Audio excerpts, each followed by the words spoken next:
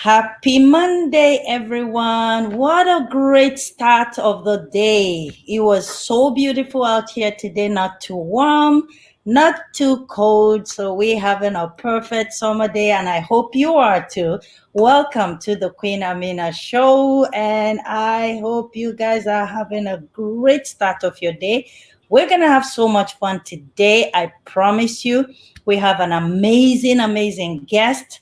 He is in the service of the community out of Toronto Police in the person of Sergeant Bassey Osagie. He is a Nigerian Canadian police officer. So yes, he is black and bold and beautiful. So he's going to be talking to us about good policing. He's doing so much in our community, won many awards, represented so many youths and community events, Black History Month, name it, he's done it all. So there are still great police officers out there, and we're going to be talking to one of such today. And he happens to be my best friend, my sister's husband, Isokem IB. So he's going to be working with us. But before I bring him on, could you guys please share the broadcast, invite your friends to join in, bring in your questions. I see you, Suzanne. Thank you so much for joining. Let me bring him up, bring in your questions, and we will be able to respond to them. Welcome to the Queen Amina Show, Sergeant Bassey. Hi. Good afternoon. Thanks for having me. Thank you so much for your time. I know how busy you guys are, and you took out time to come be with us today. We truly appreciate that. And I hope we will be able to get through all the questions that came in when the audience said that the police officer is coming. I received like 3 pages in my email. So we'll be able to go through the ones that we can. And guys, if I'm not able to get to your questions, please be rest assured I will email them out to him and he'll respond and I'll send it back the same way you guys sent it to me. So let's get started by knowing who our guest is. Sergeant Bassey Osagie, you've been in the police, you've been policing since 2000. Actually, yes. You started 1998 when yes. you started studying. Please tell us your experience and who inspired you? Why did you get into policing? Well, good afternoon again. I started my career with the Toronto Police Service in June 98 as a court officer. So working in the courthouse as court security, saw a couple of my friends became a police officer. So in early 2000, I applied and I became, in December 2000, I went to Ontario Police College and where I graduated. From the college, I became a police officer. For me, being a police officer wasn't something I dreamt about. It wasn't something I always wanted to do. I think it's a divine stuff, and it is something that just happened, and I just took advantage of the opportunity presented to me. And since then, I have a business degree from York University, and my intention was to go in business, have my MBA, and be a broker or an investment banker.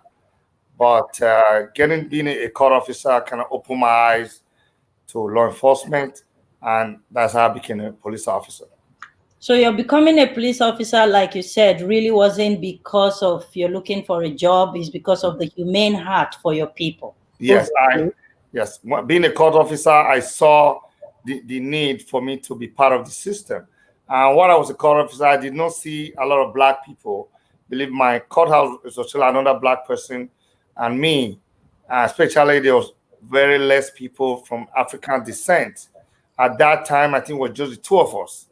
There was another gentleman, he was from Ethiopia. He's now a justice of the peace, and just me. We were probably the only 2 court officers of the African, from the continental Africa. So that I saw as opportunity to be part of the system, to serve my community, and to also contribute to Canada and the country I have come to accept and as my country. Thank you so much for that explanation. Today, the police is looked upon as a threat to the society. Obviously, it's bringing like somewhat a hit on you guys when you go out there. Please tell us a little bit about that experience, if any. Well, the what I tell my I get especially following the Floyd Floyd incident, and I'm getting a lot of calls from friends and family members. And what I always tell them is, don't watch too much TV. A lot of the stuff that's coming out from the United States, that's not how I was trained as a police officer. My job when I was trained at the Ontario Police College was that my primary objective was the prevention of crime and disorder in the community. I was also trained to engage the public. But what we see on TV today, I believe, is unruly police officer from the United States. Officer, I believe, either they were poorly trained or because the way they have militarized the police service in the United States. But in Canada, we are not trained like that. We are trained to work with our community. And yes, the media was coming out, have put almost the public against us. And we do experience it. There's more agitation from the public. People are talking about defunding the police and so many things that we do experience. What I have seen being out there on the road with my officers is that I've seen more people try to put a video in your face, put a phone in your face, trying to capture you to do something that would be sensational for the news. But what the public must know, or what the people don't know, is that 99% of the things we do as a police officer don't get reported on the news. That's right. Out of the 99% of the things that we do, maybe not even 1% of a use of force or bad officer go do something wrong, what we see on the news. But majority of us do not go out there and try to hurt the public. Majority of us do not go out there to pick up a fight. At some point, do our job is to prevent crime. Sometimes we have to arrest the bad guy, have to arrest criminals. And yes, I understand why making the arrest, you have to be measured in your approach, and Mhm. use of force have to be, you have to kind of maintain some restraint so they don't get emotional. The way I always tell my officers, don't take it personal. And yes, to answer your question, yes, there have been more backlash from the media, more backlash from the US. And the way I told my officers to handle it is, don't take it personal, do your job. And I believe majority of the citizens of Canada and Ontario and people of Toronto still like what we do. Absolutely, because the police are there to protect and to serve us and to keep us safe. But the society today, do you think they feel safe with police people around? There was a discussion behind the scene before we came on air with a friend of mine, and she was telling me, oh, I don't know why these police officers' cars always pass by my house back and forth, back and forth. Are they getting ready to shoot somebody again? And then, yeah, people are being some people are being, like I said, a lot of people watch too much TV and they get apprehensive by the event that they see on Mhm, TV, mhm, by everything that's going on. So they get apprehensive by it, and especially people from our black community, from our community. When mhm, you see people like you getting shot, when you see people like you getting choked to death, of mhm, course you're going to feel some mhm, apprehension, mhm. and you're going to feel that the police are there to protect you. And That's so right. if you then see them as a threat, that's not what we want.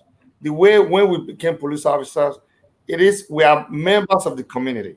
It's the Mhm, same. Police are the community. The mhm. community are the police. That's We are right. part of the public. Once we take up our uniform, we are no more than any other person.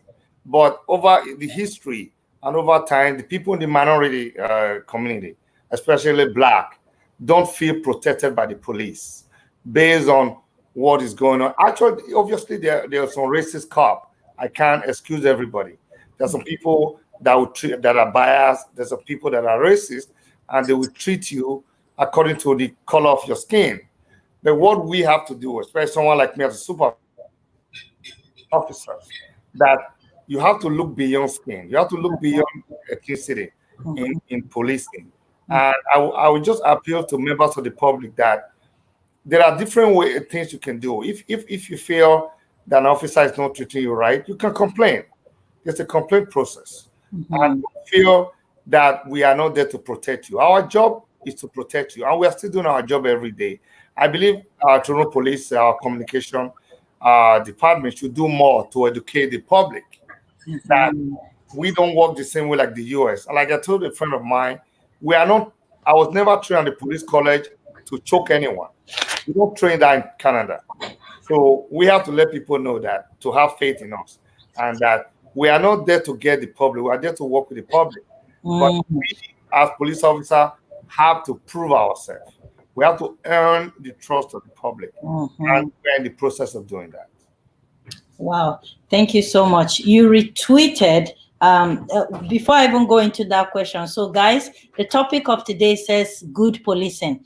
My platform is not for controversial messages out there. CNN and all of those other platforms are doing a fantastic job of it, destroying the people's mind. So, please, some of the questions here, I will not be asking them. I'm just telling you right up because I want to bring the good out of what the police officers are doing. And there's some super fantastic police officers there that I personally know, and I've brought two of them. I'm going to be bringing more, and this is one of such police officers sitting right here. I've had personal experience with him. So, guys, please, those questions I will not be taking them. I'm sorry. Sergeant Bassey, sorry for that brief Oh, thing. that's okay. You have gotten so involved in the community that every year you volunteer in different platforms, different platforms. Some of it does not even have concern policing. You just go there and do it. You came out, someone nominated you, actually, many people nominated you for the Vigo Awards, and you won the Vigo Award for your humanitarian work and volunteer work. What would you say from your experience of supporting the society that way? What would you advise other police officers, apart from them wearing their uniforms, after they take that uniform out? What would you say they should go into the community to do to enhance their relationship with people in the community? Well, the first thing I always tell people in Toronto Police, that you have to try to hire people from the community. I go out there every year, every day, because when I look around, I'm from a Nigeria background. I don't see too many police officers that look like me. I don't Mhm. see too many of us in the community. My phone's ringing every day about different community issues, and so I have to go out there to represent Toronto Police Service, not only to represent Toronto Police Service, to also represent the Nigerian people, and to also do so many things to show that, because what I do is to try to bridge the gap between the police and the community.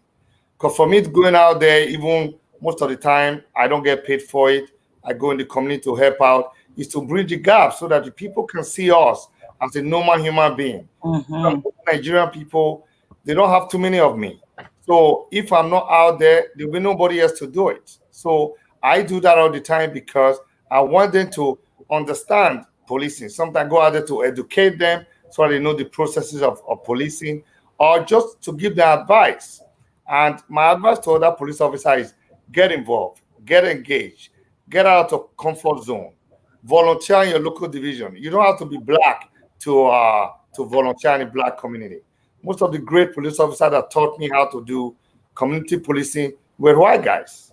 I used to when I was a constable, I used to work in the Lawrence High community, and the officer that taught me how to do that, Officer Smith, he is a white guy, but he was loved by people in the Lawrence Heights area because the people can see that you mean well. The people can see the amount of time, the amount of energy you are putting in to help them out. Mhm. Not just by when you exercise your power or to arrest, people don't respect you for that. People respect you because of what you do to help them, because Mm. what you do to ensure their general well-being. That's what people respect. It's not the show of force or the use of force that people respect by police, because that's not our job. The use of force is the last resort. And for me, as a police officer, I've been around for 22 years now, is community engagement. Let the people get to know that we're just like them. Be part of the community. and there's not enough time during the course of my duty to do that. So I have to do most of them on my days off. I have to do most of them when I'm not at the job, and I have to let my presence known, especially in my community, in the Nigeria African community, where you don't have a lot of us. Mm-hmm. And I will use this opportunity to appeal to the young black people, be part of the system. You Mm, can change it from outside. You cannot change it by complaining. that's right. No, it's a good job. The job is what you make out of it. Not it's most of the things are not true. People will even tell you, oh, you guys are the white guys make a decision for you and all that. No, once you put on this uniform, we're all police officers. We respect each other. And we know we work for the community. So my advice for the other officers is get out of your comfort zone, work with the community. It doesn't matter whether you're black and white. Let's continue to engage our community. Let's bridge the gap between us. Let's make ourselves part of the community. That is the only way we are going to get out of this. We are not going to get out of this by media campaign. That the public have to accept what we do in order for us to be effective, Mm, and the public have to work with us. If we don't have any acceptance or cooperation from the public, from the community, we cannot do our job. wow, wow. Thank you so much for that. You retweeted on tweet. I follow your tweet. You retweeted from Dr. Kemi Olunloyo, quote, "We are all working hard in partnership with our community to ensure their safety and well-being." Um, Apart from saying those things and retweeting it, how do you think that the police department as an organization, or the service department, begin to show that you guys are truly working to keep the community safe because of the few bad police officers? What are some of the things that we can begin to do? I know that I was talking with Constable Nairam, another police officer that was on the show a couple of weeks ago. And behind the scene, I was telling him that platforms like what I have needs to come more to be talking about policing, good policing. And also your offices need to begin to release and celebrate and promote, the good policing within your community. What else do you think they can do? Well, first thing I'll tell you, I agree with you. I personally don't. I don't believe our communication department are doing enough to Mhm, promote the good things that we do with mhm, police officers. But mhm, I'll just use my career experience to highlight the things that Toronto Police do to engage the community. I remember way back in 2014, 2004, 2016. I was given a grant of about $100,000 to invest in the Somali community. What I did was to engage 4 divisions: 12 division, 32 division, 23, and I believe it was 31 division. The money I spent that money on getting an officer from each division to work with the local community, the local youth, through the soccer, cooking, wrestling. wow. Now those things are done every like twice a week. I personally supervise those programs. I'll go to 12 division. I'll meet with the young boys, young girls, about maybe 60 of them playing basketball. I'll play basketball with them. I'll provide the uniform that they used to play the basketball. I'll provide the basketball. I'll pay for the place where they are playing it, and we work with them, engage them so that they can get to know us. And fast forward again, like about 2 years ago, I was the Toronto Police representative at the Youth Cabinet. The Youth Cabinet is almost like City Hall, but of youth from different part of the city, where they meet once a week, I believe, or once a month, to discuss youth issues. So I will attend those meetings, and the youth will talk. We engage the youth, and they will tell us what we need to do to improve our relationship with the youth. I would then take that to my office because I was in charge of community engagement at the time. And we also have what we call the Black Consultative Committee, comprising of, maybe I should get you introduced to that, Queen Amina. where you sit on the meeting in the committee, and you meet once a month. You discuss issues of police and community relationship, and you recommend through us to the chief of the things that need to be changed in terms of policing, the things that have to be done. We don't only have it for Black community. We also have it the LGBTQ liaison unit. We have it for the Aboriginal. We have it for the Chinese. We have it for the French. So we have it for the elderly. So we have all those things that we are doing to support the community, to improve our community engagement. Those are the things Toronto Police are engaging. Like I said, we are not perfect. We are not we are not doing everything right. Sometimes we make mistakes. But what we need to do, we need to do more of those things. We need to engage the community more. We need to listen to the community. We need to listen to the youth and then find a way to work with them in order to improve our relationship. So that those are the programs Toronto Police are doing. We also have what we when I was a constable, I'm not sure we have it now, where we apply for funding as a call for kid. We call it pro-action program, where an officer in a division can apply for funding. You can pick any fund. It can be cooking, it can be wrestling, it can be soccer, where they will fund it so long you are engaged in activities with members of the community where you serve. So those are the things that we do. But like I said, I don't think our department is doing enough to highlight those good things. And all you see on TV is sensationalized, I know. I know. corrupt police officers. So yeah, so that narrative have to change. But that probably above my pay grade to change that. But I'm doing my part to show that we are not all bad people. If the bad ones are just very few, and they are not enough to define us. I love that last statement. They are not enough to define who you are, because you're doing fantastic and a lot of other good police officers out there. So, do you think that's one of the things the police department could do is to re educate the police officers about community policing for peacekeeping? You think that would help?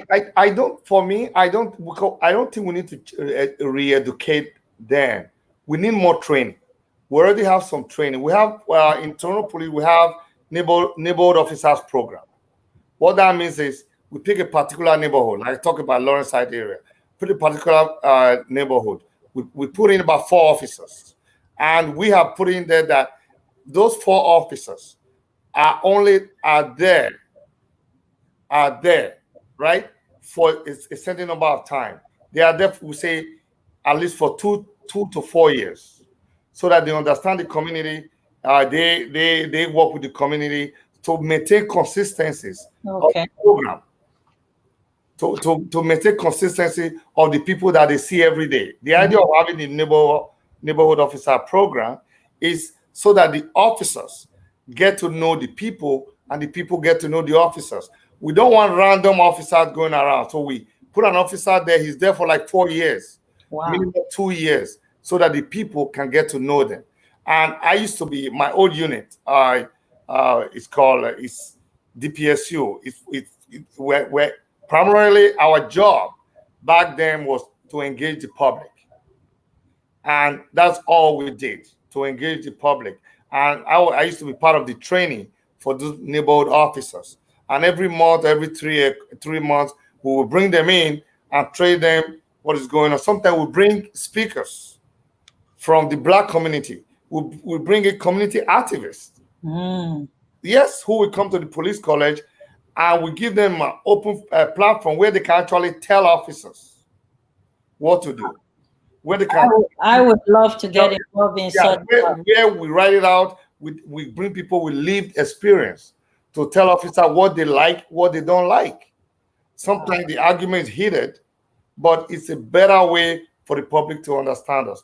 We also have what we call civilian policing academy, where we bring in members of the public all weekend. They learn what police does. That way, when you see 4 officers on top of a suspect, you understand why. that sometimes it takes a lot of people to restrain, like a drunkard or somebody high on drugs or somebody that mentally ill. They Yeah. have that extra boost that you need to restrain them. But like I said, people watch TV.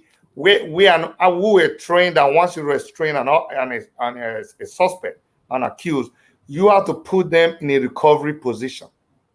You have to make sure that you don't let them face down or face up so that they don't choke. Mm. We are trained to do that. So when other officers don't do it on TV, people say we are out there to kill people. Yeah. We are not trained like that. Any officer that involved in choking someone to death without providing care for that person, that is criminal. And the officer should be treated as a criminal. But Wow. you cannot use that brush to say that's how we do things because we are not trained to kill people. We are trained to defend ourselves, obviously, when we're in a dangerous situation. Our Mhm. primary purpose is to prevent crime, help victims of crime, and also apprehend criminals when we have to. I'll Mhm. just tell you, like you asked me, my mentor. I have great mentor on this job. One of my greatest mentors is the current Ottawa Police Chief, Chief Peter Slowly. He Wow. was my mentor way while I was young on the job. I remember one thing he told me. He said, "What make policing is the absence of crime, not the militarization of it, not the show of force. Wow. If we're just busy being reactive to crime instead of preventing it, then we're not doing our job. Mm. Wow. You have to prevent crime. But what is going on now is that because budget and everything, we are chasing after criminals after they have committed a crime. That is Mm. not a good way of policing. Good policing is to prevent it, to engage the people, and to get the people support so that they can tell us the bad ones in the community and we can get them before they get our people. That sounds like it takes a whole village to raise a child, kind Yes, of. yes, Yeah. yes. So, guys, help the police officers in your neighborhood, and we will all be able to work together and prevent crime. I like when you said that. You are to prevent crime, not to react to crime. Yes. That's Once we are reacting to crime, we have failed. wow. That's amazing to know. Before I ask the next question, some comments from the audience here. Where is it? I missed it. No, I don't want to miss it. There. Not all police officers are bad. So thank you for that comment. And somebody says, thank God for you, sir. Yes, we need to begin to bring the good news and the great things that police people are doing all around the world instead of just focus on all the bad things that is happening. Just one small see, so much of that, not bad, not all police officers are bad. Thank you guys for those comments. It's very important that we affirm this to the good police officers and encourage them to work to continue to do good in our society. Thank you. I'm looking for his name to put back. So for the new people coming on. So today we're talking of good policing. Welcome all of you that are just coming on. Please share the broadcast. Let other people enjoy and see that we do have some great police officers in our midst, even as of this time. Um, Sergeant Osagie, how significant is the effect of what is happening across the border to the police officers in Canada? We've heard on the news, but from your experience, how bad do you think it is? It's really affecting us because a lot of people are not able to differentiate between what they see on TV and the reality here. But don't get me wrong, that doesn't mean we are perfect in Canada. There's Mm-hmm. systemic racism here. There are bad cops. There are cops who are emotional about their job. That there are cops that can go wrong. But the comparison is night and day. Why? Yes, I go out there. I see more people attacking us, especially from the black community. I Mm-hmm. see more people calling me Uncle Tom, calling me Oreo, putting the even. I'll give you there was a call I went to with my officers the other day, and the female was somebody may have pepper spray her, but not a police officer, from somebody else, and we call ambulance for her to come in. And I know once you get pepper spray, all you need to put is water. There's nothing else, no other medicine for it.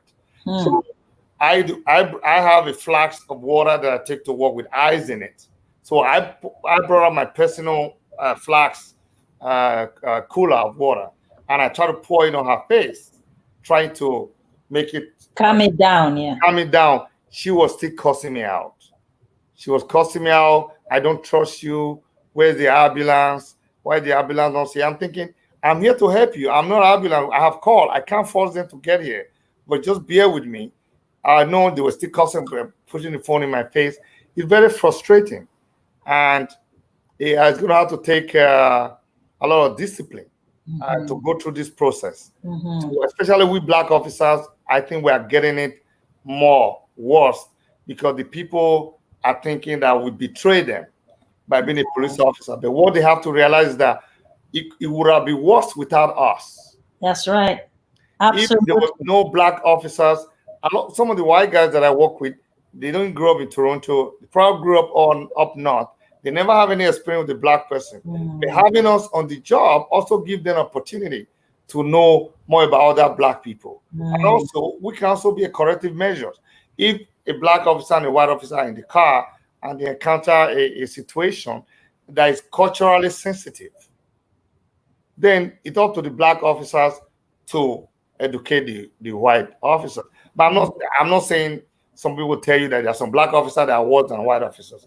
Those are individual. That's right. Whatever the officers can do to sleep at night. I'm not going to sit back and watch somebody else maltreat any human being. Let you know my people. I will not tolerate that from anybody. To treat someone like what you see in the George Floyd case, where they have a knee on somebody's neck. I don't believe, and I told my guys this, I don't believe any of my officers will stand by and watch somebody else get choked. I do not believe it, and I'm not saying it will never happen here, but I don't see most of the people I have worked with in my career. I don't see any of them doing that. Like I said, we are not perfect. This protest is affecting us, is affecting our relationship with the community. Yes. But we are going to keep doing what we do. We are going to keep doing our thing. We are going to be restrained in terms of our reaction. That's what it's going to take. And it's going to be tough and more difficult for the younger officers. Like me, I can deal with it most time. But the younger officer, I know, imagine you're sitting there, somebody calling you names, somebody calling you out. That's not justification for you to use force. No. Because you cannot take it personal. But yes, the issue that's going on in the United States, the protest is affecting us, especially we black officers. Wow. But we have to rise above it. And we have to live up to the expectation of our people in our community. But my comment on that, it's also good that the public are putting us to the test. Because historically, the police have not been fair towards the black community. Wow. We're going to be honest. They have not been fair to us. The treatment have never been equal. And the treatment is still not equal. Well, it's going to get better as long as we don't keep quiet. Yes. Constable Neil, that when he came to my show, over the weeks since he came, the video, I looked at it yesterday, has actually reached 21,000 people. Yes. So these little things that we're doing, looking very little, people are actually looking at it and the videos are reaching. So whatever you're saying here today is very, very significant in the process of making a change. So I appreciate your time here, because these are the only ways we can get to bringing a change, by talking constantly. We cannot talk enough about the good that you guys are doing that is hidden from the public. Because if you blow up a high-rise building now, oh, the police officer from Nigeria blew up, that will be everywhere. But you save a life, it goes under the carpet and nobody talks about it. This is why I brought up this organization with my team, the Vigo Awards, to be bringing out the good, not just in policing, but every human being has a good in them, but those good are always hidden. So I really appreciate you and our community, especially that you have been serving for many, many years. I've spoken to quite a few of them behind the scene. We appreciate you. We appreciate the work that you're doing. Having said that, the things that you guys are going through, who takes care of your mental state? Because it must be mentally draining for you to face the insult outside. You have a wife, you have children, obviously, you have friends, you have family back home, you have people that you mentor. How do they manage your mindset? Is there a program Well, that helps you guys to manage your mental state yeah. after all of this? Well, then in addition to that, you personally, we black officers personally, still have to deal with the systemic racism within the system. That's right.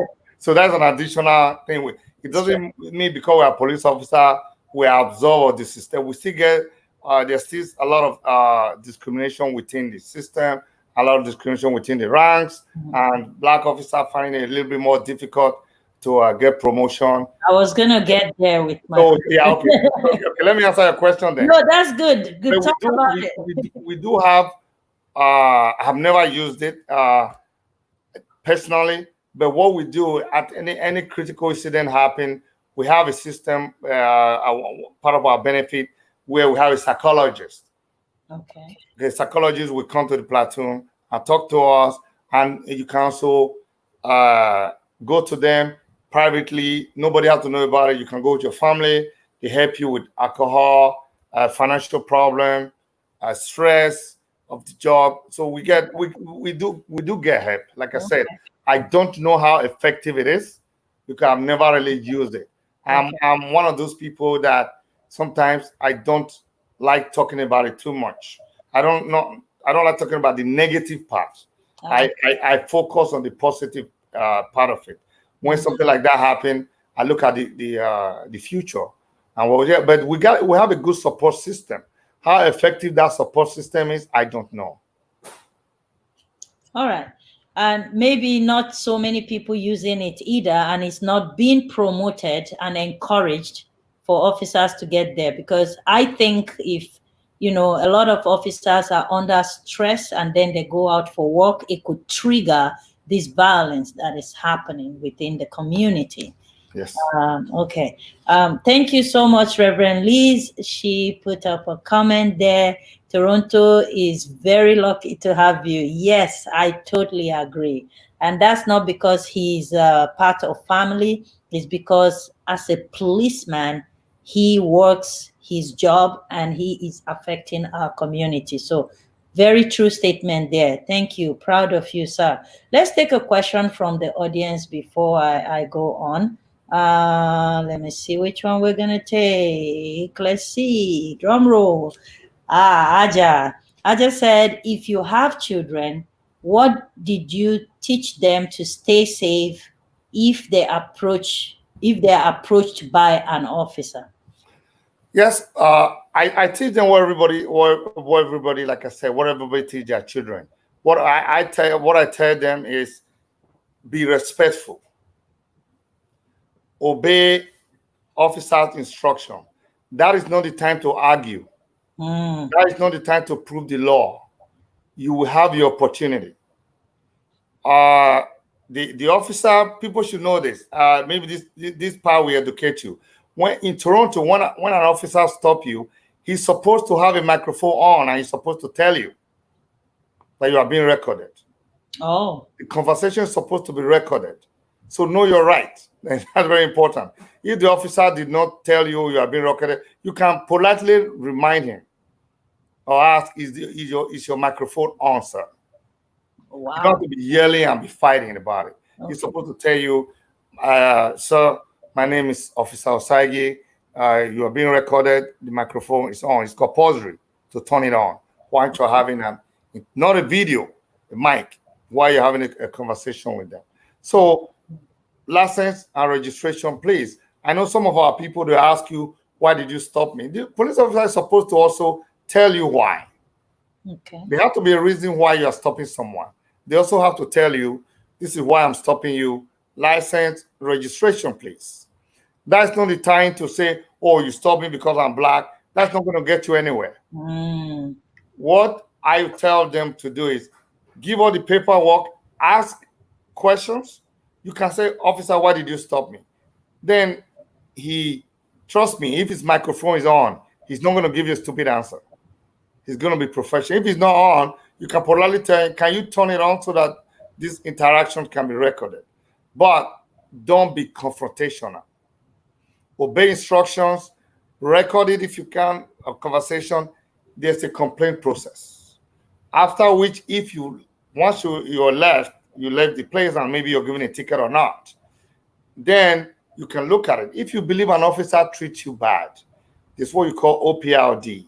You can file a complaint to them. You can call the station. Sometimes people don't like calling the station, it might be too confrontational. You can have a lawyer. You can go to court. You can prove that. Be one-on-one with an officer, you're arguing, you're not going to win it. You're just making it complicated. That's why I tell you, be respectful. Yes, sir. Answer the questions. But that doesn't give the officer permission to be rude. If you are not rude and you are polite and he's rude, record the encounter and you can find a complaint after. But ensure you tell him to remind him if he's not turning his microphone to turn it on. But not in a confrontational way. Way. Basically, be respectful. Don't be confrontational. Give him what he wants. If you have any question, ask it politely. And I believe if you follow this step in Canada, in Toronto, I don't know about every other, in Toronto, if you follow these steps, you should be okay. That's so good. Thank you so much for that. Another question that is coming up is how can you advise our Black youth to engage in policing as a career based on your experience? What we do, I like I always say I used to, because of my position, I'm kind of limited about the things I can start up. What we used to do, we go to our community, we bring the employment, the Black Consultative Community Committee can actually set that up. Where we used to go to we go to Resdale, we go to Etopica, we go to Scarborough. We set up a job fair where we encourage the youth to come for a career opportunity. We also have what we call youth in policing. We hire over 100 youth every year to Toronto Police Service. So some of those youth, they work in different stations throughout the city, and then they get to know us, and we encourage them to apply after. What I would tell the youth is that for you to be a police officer, it's not like a job you just apply, you walk away, you get a job. It's a lifestyle. Wow. It's a lifestyle you should start way before you apply, because one minor thing may prevent that. Live a decent lifestyle. Avoid bad friends. Avoid being criminally involved in anybody, because your background is going to be checked. And don't be bogged down by, oh, they are racist and they are all that. You can change that. Can be part of it. Plus, the pay is not bad. The benefits is not bad. You rather do that than getting a manual job in the factory. Why work a different job when you can be a police officer and you have a career, you earn more money, and you can serve your community. The youth should join so that they can serve the community. Because being a police officer is one of the best way you can serve your community for free. Wow. So I believe the youth should take advantage of it, and don't be bogged down by the stereotype that even Black officers are worse than white officers. They don't like their Oreo. That's not true. A lot of us like our own. The fact they see one or two that may not treat you like a brother or like a sister doesn't mean we are all like that. You can join and be part of those people like us that treat our people and every people the right way. Like what I tell my officers, I said, when you see people out there, treat them like your grandmother, treat them like your dad, treat them like your mom, treat them like your friend. And if a police officer does that, he will not have a problem. Just the same way you want the public to be respectful on a vehicle stop, we also teach the police officer to be respectful of the citizen. Mhm. Don't judge. I always tell people, don't take it personal. The fact that somebody committed a crime doesn't mean they're a bad person. You don't know their circumstances. Wow. So don't judge. Don't I've you? seen people that have arrested in the past. I mean, my younger days, I arrested people and I see them in the club and they buy me a drink because when I arrested them, I was fair and I Mm, treated like a human being. And I let mm. them know, like, brother, you did this wrong. This is why I'm arresting you. This is why I'm giving you this ticket. And I listen to them. So it worked both ways. Wow. Thank you so much. I don't know if this is a comment from Vixter Designs. He says, "Thank you so much for the answer about to respond when you are being approached by a police officer." Yes, thank you. Um, One of my kids at work just joined the force. Yay! That's awesome. That's great news. That's super fantastic. I always say that if you want to see a change, become part of that change. You know, when I started seeing all the things going on in policing, I think it was sometime I think 2009, if I'm not mistaken. I was telling my husband, I said, you know what? Oh, yes, 2009. I remember exactly what happened. And I told my husband, I said, I think I want to get into policing so I can change this kind of things. You know, I thought about it. So you are But changing it now. By you are being involved. So you are changing it absolutely, now, yes. absolutely. So thank God for a platform like this. We're going to keep bringing great news and great things that you guys are doing. I am determined not to share no bad news, no trending news right on this platform. It's only going to be good news to encourage you guys to do more. Like what you're doing today. This video, I'm going to promote it as far as possible. And one policeman would see it and said, wow, so if I do something great, I could go and share on a platform like this to encourage and empower other policing. And slowly, in our own little way, we can bring a change. You know, the old people said, before you see a change, you have to become that You're part of it. You're part of the change. so yeah, thank you so much for being part of this. Let me take one more from the audience. Let me see. What's your opinion when people protesting and forcing the government to reduce the funds of the police department? I'll I leave can it. respond to that. I can respond to that. Okay. I understand when people say defund the police. I think you also have to understand what they mean. I don't get offended by it.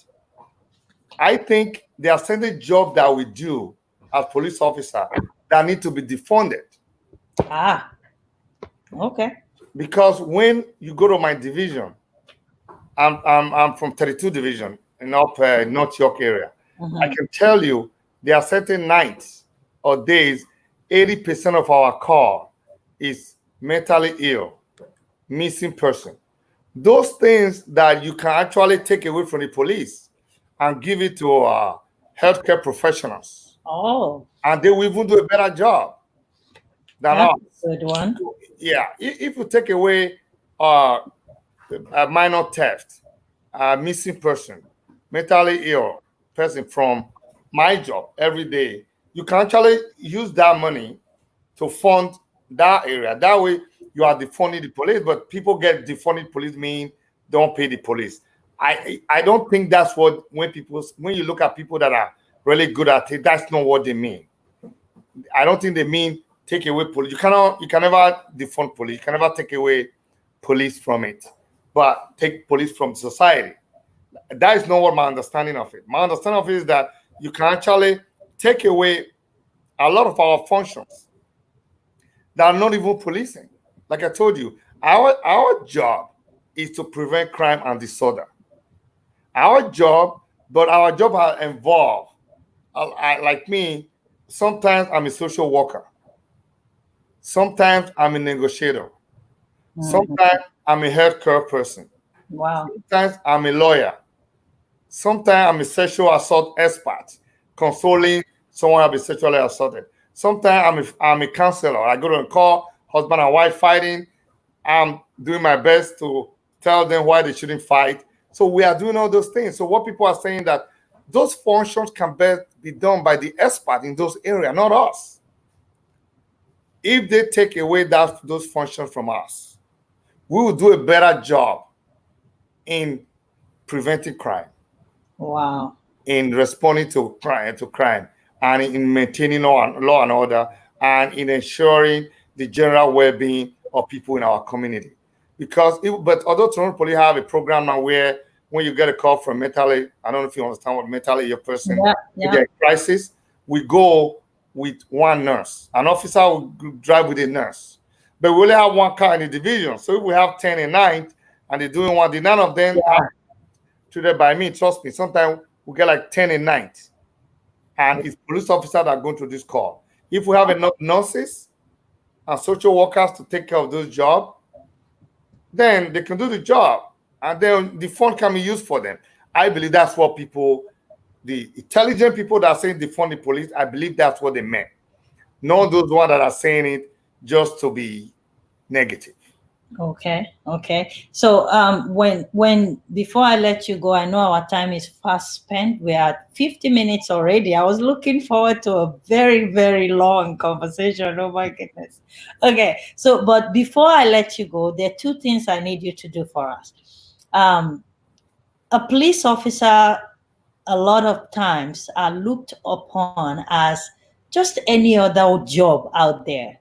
Could you please walk us through a typical day? I know your days are very diverse. You could wake up in the morning, sitting on the drive-through to pick up your coffee, and then the next thing your siren is going on. And then it never stopped till the end of that day. So could you please just tell the audience a little bit about how your day, a typical day of a busy police officer could go, so that the audience are more educated about how busy it could get, not just to pick up the phone and call 911 every so often, and then, mess up the important places that you guys are supposed to go to take Yes. care of people. Yes. For us, the people used to always say, you get paid for what you may do, not what you do. Or Oh, what you have to do, not what you do. Typically, we go to work every day. We're all happy going to work. We never anticipate what's going to happen. It could be as you get in, you're trying to get ready, wear a uniform. There's a shooting, and guys supposed to wow. start at 4 p.m. They are changing. We don't have enough people on the road. I go in the guys' locker room while they are still changing. I say, guys, get ready. I know you start at 4, but I need you out right now. And switch on. There's no time for coffee, no time to eat.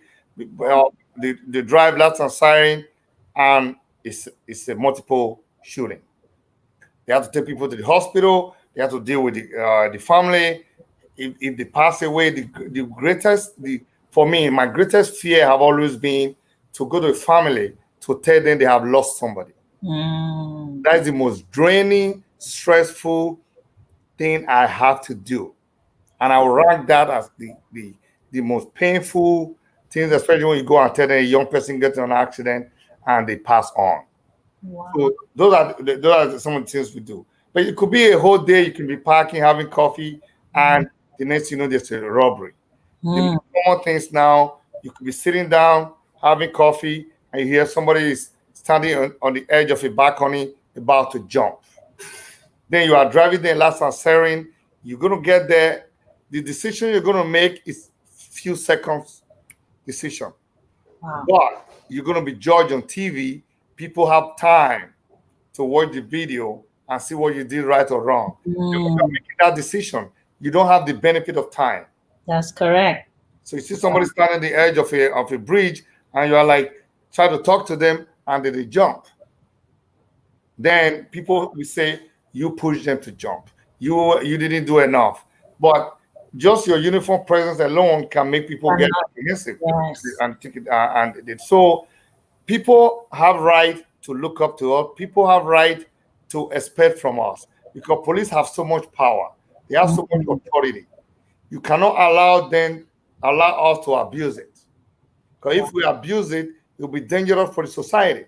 That's true. That's And true. and that is why we as police officer, people hold us to a higher, greater extent Mhm, level, which it should be, to mhm, greater integrity, mhm, because people look up to us because they need us, because we are the only agency that can, not the only one, most agents that can take away your liberty. You can put a handcuff on you. You don't want someone that can take away your liberty to make silly mistakes. You don't want it to be biased or make racial mistake, mhm, because the cost will be devastating. You could be mhm. arresting a young man, and even if it's an arrest that he might be free later, but he may not be able to join the police force just because he was arrested. Nobody may take the pain to see maybe he was not supposed to be arrested. So people need to hold on a higher standard. Wow. Monsieur Thank Honorable, you so much for that. Another thing that I want the audience to know, that you're not just a police officer here in Canada. You're a police officer in Nigeria, somewhat, because you're helping, mentoring a lot of security things there, and just helping the community to focus on security. Would you like to tell the audience a little bit about that, yeah, or is something yeah, that? I do get called upon from Nigeria. Like I said, we don't have too many people in my position, so I Mhm, get called upon to invited to make national security speech, to talk about the last one I went in last September, to talk about how national security can affect the economic development of a country. Because if your mhm. country is not safe, if the people are not trusted, people will not invest in that country. So I get called upon to advise them on what to do. Right now, we are being called on to advise on community policing in Nigeria. There's also the increase of people using drugs, and people are looking forward to us to advise them, to mentor them on how to create a better policing in Nigeria. And I will continue to do that. I will continue to support them, and I will continue to provide them the resources available. And some of them come here for training. I will continue to facilitate those training, and I will also encourage the people in my community, especially the Nigerian community, to join the job. I got about maybe 6, 7 years left, and I would have failed if I don't have enough people like me to That's take this true. job. If I don't have enough people of Nigerian descent And to get on this job, that's my greatest challenge right now. I'm waiting for the COVID-19 to be over so that I can go out there in the community churches and try to bring more people like me. Because if I leave and I don't have someone or people to take over from me, I think that will affect my legacy. wow. Thank you so much for your time with us. I'm just gonna let you speak to us about your final advice for police officers out there, youths out there, the community perspective, and all of that before you leave us, sir. My thing is that we appeal to the police officers out there to exercise restraint, to not take it personal, to understand that the black people are protesting not because we like to protest, not because we don't generally like the police, just because the way we have been treated as a community. The police have not been fair to us. The system have not been fair to us. And that is why our people are protesting. And I would also like to appeal to members of our community, especially the black community, minority community, that not to watch too much TV and use that to judge us in Canada. That Toronto police officers are well trained to engage the community, not to fight them. We are not at war with our community. We would like to hear from them, from the urban community, on how to bridge the gap between us and the community and how to serve them better. And we cannot do that by fighting. Yes, I support the protest. It's good to protest peacefully. That will encourage changes in the system. So I would like to encourage our young people to join the job so that they can serve the community in a better platform. Thank you so much, Sergeant Bassey Osagie. There's one question there, but V Star, I think I'm going to have to send this question to him because our time is fast spent. She said, What's the difference between reform and deform police? I would send that to him so that. About the same thing. Anyway, Exactly. Okay, so I just have to let him go. I promised 1 hour, and we've done 1 hour. Even though I had a whole page of questions that I didn't ask, but thank you so much. thanks for having You me. are always welcome to the Queen Amina show. I would always carry you and any other police officer that is doing great things as priority, even though we book way ahead of time. But anytime a police officer does anything, I am a hunter of good deeds. That's my new profession. I am Okay. hunting for people that are doing great things in the society. And I think I'm going to do this for the rest of my life. I'm going to continue to bring good news. So please, sir, if you know of any good news out there, let me know. I would bring them right here, Okay. right there. I'll have you in mind. Thanks for having me. And Thank thank you you for the so great work that you do in our community. Thank you, sir. Have a fantastic day. Okay. Bye bye. All right, what a great section with a humble Sergeant Bassey Osagie. That is one of the first things that attracted me to him when I met him with my sister, Isokem IB. He's her husband, and he is such a humble person with such great achievement. You would think he would be very prideful, but no, he serves within the community. And this should be an example for a lot of other police officers that are out there, that no matter what you do, your service to your community is what is going to tell of how good a job you're doing at the end of the day. It's not about you anymore. Once you put on that uniform, it becomes about the society and the community that you serve. And so you need to continue to try to build that relationship within your community. That's why you're kept there for many years, so that people get to know you as the police officer in this neighborhood. And as you build that relationship with your community, they'll get to love you, they'll get to trust you. After they love you, they will trust you. And when there's any problem, they would comply with you because they love and trust you. It makes your life easy. It makes, as a police officer, it makes their life easy as the person in need of your protection. And that way we can work together to make our society a better and a more peaceful place to live. So thank you guys so much for joining on the Queen Amina show today. Some of you that sent in questions for our guest, I thank you. If you have not subscribed to our YouTube channel, please do. It doesn't cost you anything. All you need to do is click subscription and click the bell button. You are helping to grow that channel so that we can share great news like this to encourage and empower people in our society. The more people that gets to hear good news, the easier it would be for us to eradicate all this negativity that is going on air, on social media. More platforms needs to open up carrying good news. So as the more we come out, the more we come out to carry good news, the more we create that atmosphere of great things to begin to happen.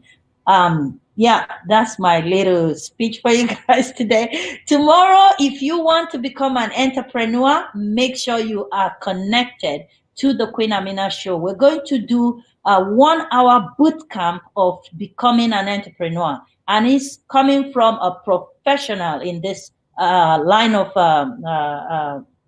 in this the industry, in the entrepreneurship industry. Pardon me, Dr. Princess Mokolo. So she's going to help us out tomorrow for a lot of us that wants to become entrepreneur. If you're already an entrepreneur, then still connect with us, because you're going to learn tips on how to become a successful entrepreneur, so you can help your family, friends, and your neighborhood at large, and the society at large. Until tomorrow, 2 p.m. Eastern Standard Time, make sure you are watching and doing a watch party on your platform with the Queen Amina Show broadcast. Thank you all for joining, and have a fantastic rest of your day.